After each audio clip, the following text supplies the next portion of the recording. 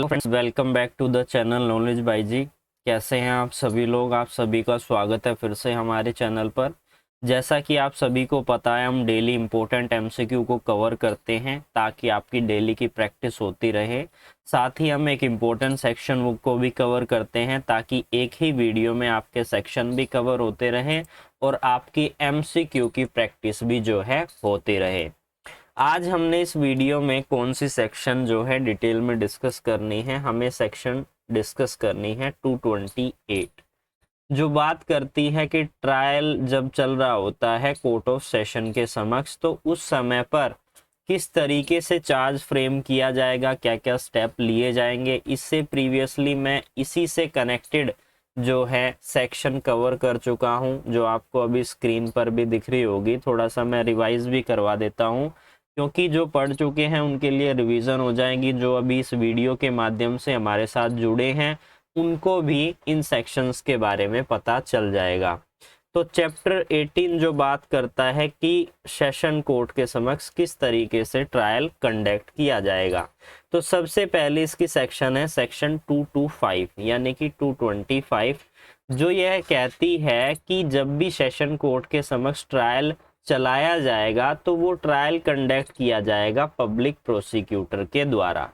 क्योंकि जब हम बात करते हैं क्रिमिनल केसेस की, तो क्रिमिनल केसेस जो होते हैं वो स्टेट के द्वारा, स्टेट के अगेंस्ट में यहाँ पर लड़े जाते हैं। स्टेट वर्सेस जो एक्यूज है वो पार्टी होती है, तो इसलिए स्टेट की तरफ से प्रोसिक्यूशन किसके द्वारा किया जाता है? पब्लिक प्रोसिक्यूटर के द्वारा। इसलिए यहाँ पर कहा गया है अगर हमारा सेशन कोर्ट के समक्ष ट्रायल चल रहा है तो उसका ट्रायल कंडक्ट किया जाएगा पब्लिक प्रोसिक्यूटर के द्वारा।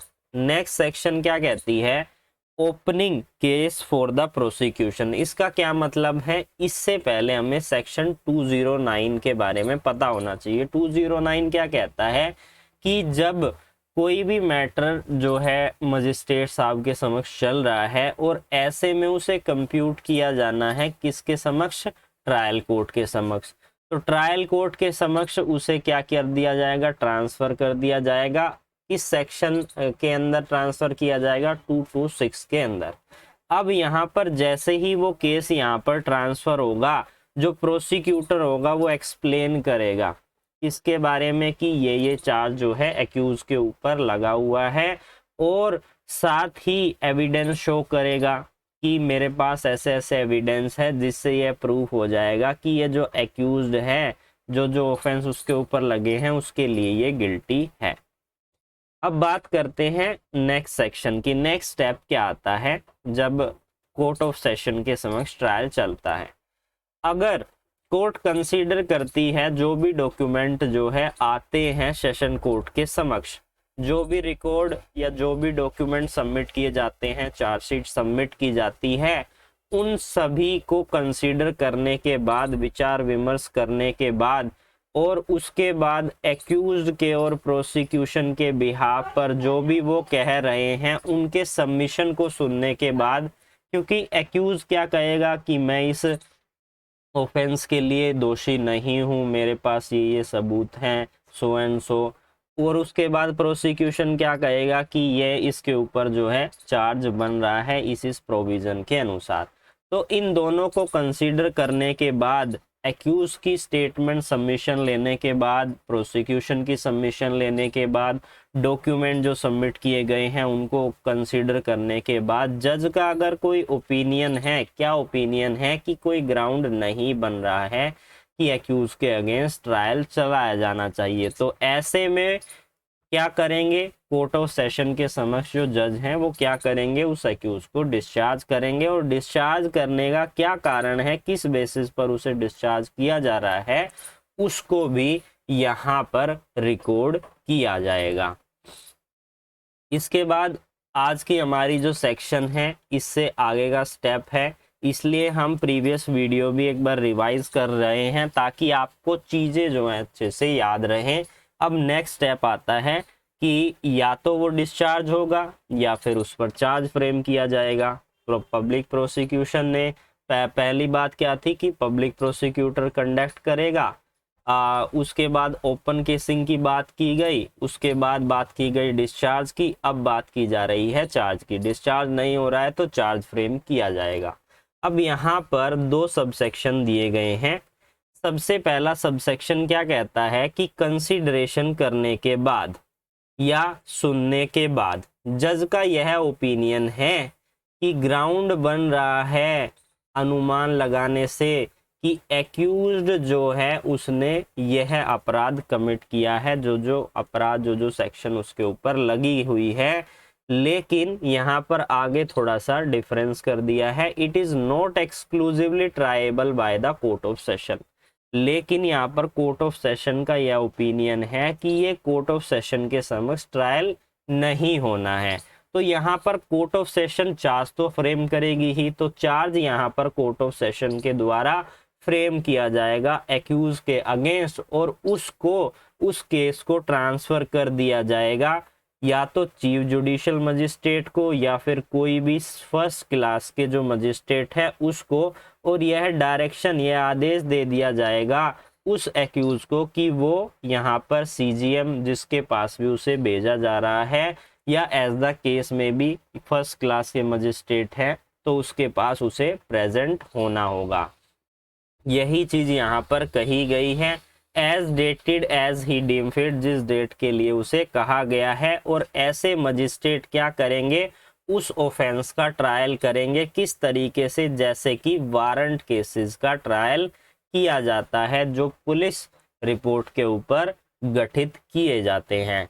सबसे पहली चीज तो क्या कही इसमें कि चार्ज फ्रेम करने के बारे में, चार्ज फ्रेम किया तो जाएगा कोर्ट ऑफ सेशन के समक्ष, लेकिन अगर कोर्ट ऑफ सेशन को यह लग रहा है कि वो जो चार्ज फ्रेम किया गया है उसका ट्रायल उनके द्वारा कंडक्ट नहीं किया जाना है, मजिस्ट्रेट के द्वारा कंडक्ट किया जाना है, तो उसको ट्रांसफर कर दिया जाएगा और उस एक्यूज को यह कहा जाएगा कि आप वहां पर प्रेजेंट होइएगा, आपका ट्रायल वहां पर चलाया जाएगा।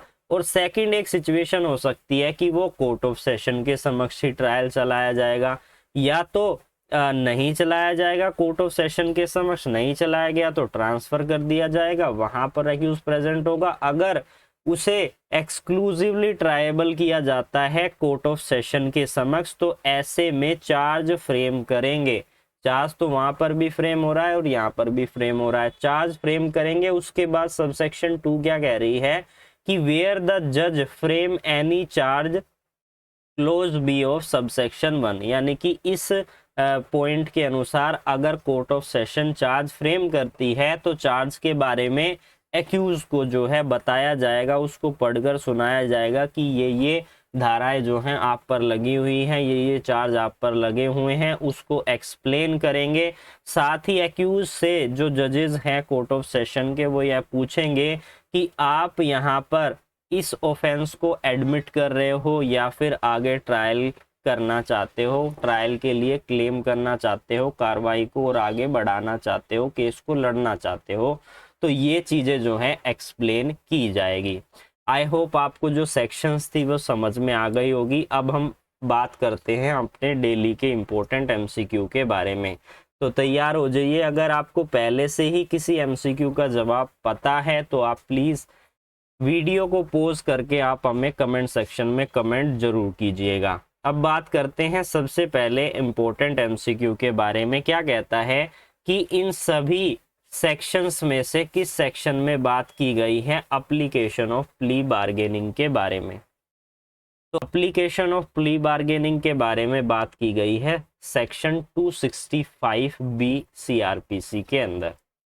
अब हम बात करते हैं हमारे अगले इंपॉर्टेंट क्वेश्चन के बारे में। क्या कह रहा है इसको पढ़ते हैं और फिर समझते हैं कि CRPC के सेक्शन 250 के अनुसार मजिस्ट्रेट साहब रिकॉर्ड करेंगे और कंसीडर करेंगे कि कोई भी कारण विच सच कंप्लेंट एंड इंफॉर्मेंट में show as if he is satisfied that there is no reasonable ground for making and acquisition may for reason to be recorded make an order that compensation to such amount not exceeding। यानी कि यहाँ पर क्या हो रहा है कि complainant ने एक्यूज के अगेंस्ट एक केस फाइल कर दिया अब यहाँ पर जो मजिस्ट्रेट साहब हैं उनको यह लग रहा है कि ये जो केस फाइल किया गया है कंप्लेनेंट के द्वारा एक्यूज पर, ये इसका इसका अनरीजनेबली ये इस पर केस फाइल कर दिया गया है। तो ऐसे में क्या एक्यूज को कंपनसेशन लेने का राइट है? सबसे पहली बात तो ये है, अगर राइट है तो वो कितना कंपनसेशन जो है मजिस्ट्रेट साहब यहाँ पर अवॉर्ड कर सकते हैं सेक्शन 250 सीआरपीसी के अनुसार। यही हमारा क्वेश्चन है। Not more than 500, not more than the subject matter of suit, the amount of fine as the party pray, and last the amount of fine he is empowered to impose. तो इसका जो सही जवाब है वो है हमारा 4, यानी कि जितना वो अमाउंट, जितना फाइन देने के लिए वो एम्पावर्ड है उससे ज़्यादा वो फाइन यहाँ पर नहीं होगा। अब हम बात करते हैं हमारे अगले इंपॉर्टेंट क्वेश्चन के बारे में। क्या कह रहा है? द मजिस्ट्रेट में by the order direct payment of the compensation under subsection 2 of section 250, further order that in the default of payment the person ordered to pay such compensation shall undergo simple imprisonment for a period not exceeding। जैसा कि हमने previous question में discuss किया था कि अगर किसी पर अनरीजनेबली कंप्लेंट फाइल कर दी गई है, अब मजिस्ट्रेट साहब ने उस पर जो है फाइन इम्पोज कर दिया गया है। अब यहाँ पर जिस पर फाइन इम्पोज किया वो था हमारा कंप्लेनेंट। अब कंप्लेनेंट उस फाइन को भी सबमिट नहीं कर रहा है, उसमें भी वो क्या कर रहा है? डिफॉल्ट कर रहा है। तो ऐसे में क्या उसे सजा दी जा सकती है? क्या उसे इम्प्रिजमेंट दी जा सकती है? तो इसका जवाब है यस। तो यहाँ पर कितनी सजा दी जाएगी? तो इसके लिए मैक्सिमम जो है 30 दिन तक की सजा दी जा सकती है अकॉर्डिंग टू द सेक्शन 250। अब हम बात करते हैं हमारे अगले इंपॉर्टेंट क्वेश्चन के बारे में। आई होप आपको इसका जवाब पता होगा। In which of the following chapter and provisions and section of CrPC talk about the summary trial. यहाँ पर आपको पता लगाना है कि कौन सा चैप्टर है, कौन कौन सी सेक्शन है जो बात करती है समरी ट्रायल के बारे में।